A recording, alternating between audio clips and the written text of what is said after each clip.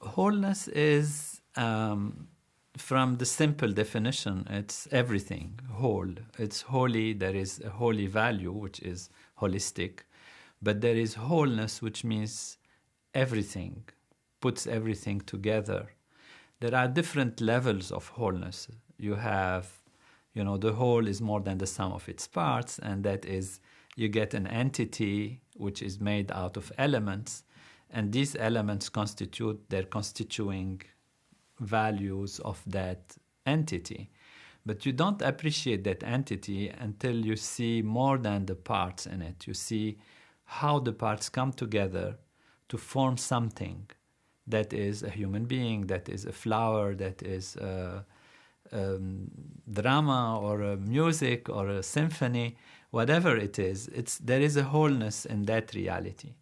When we talk about real wholeness, is the wholeness of everything in life, which means when we put all the parts of life together, what do we get? When we put the trees with the flowers, with the human beings, with the buildings, with the animals, with the galaxies, with the entire planetary systems and stars, and with the details of peoples and societies and life as a whole, we get that grand wholeness of existence.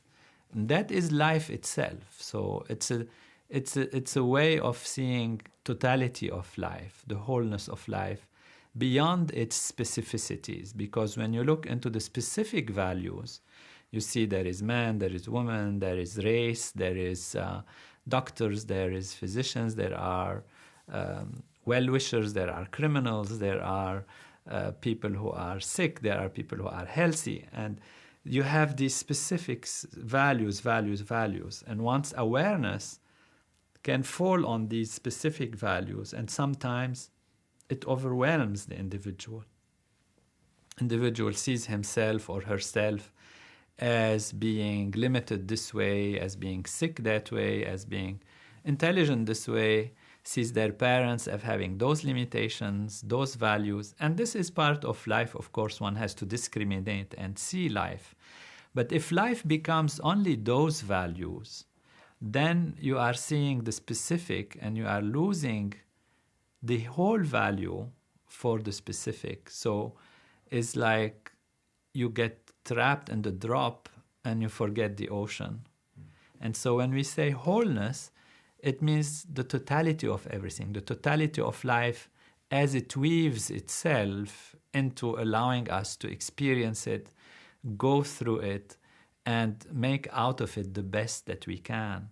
That is the wholeness value, the holistic value. So when we say holistic, for example, in terms of,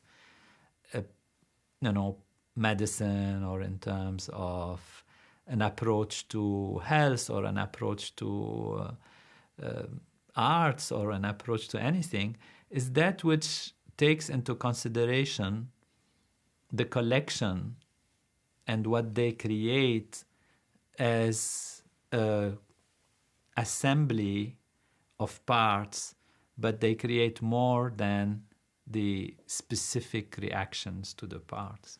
By definition, the person who has wholeness should be happy, because that is the nature of life. Nature of life is to grow and to want more and more and more. And when you have more, you feel more fulfilled. You have more sense of achievement and fulfillment, and that is what brings you reward and what brings you happiness. And as every individual grows in life, everyone wants more of this, more of that, more of this, more of that. To have wholeness is to really actually achieve that what life is about, and that is to have more happiness and more growth. So it is natural that with fulfillment comes happiness. And wholeness gives fulfillment because it gives an integration, a sense of belonging to something that makes sense, a sense of being at peace, a sense of not having to have fear. Because what removes happiness is all these fears, anxieties, feeling of lack, the sense of I want more but I cannot get it, the feeling of what will happen to me. So all fear values or anxiety values, which are due to limitations and individual perception being stuck on small, small values, are removed naturally when you have the sense that life is holy, life is whole. When life is whole means also there is oneness in existence. Life is balanced, has a meaning. So that gives you security, that gives you a sense of confidence, that gives you a sense of fulfillment and achievement. And that's why you get to feel happy naturally.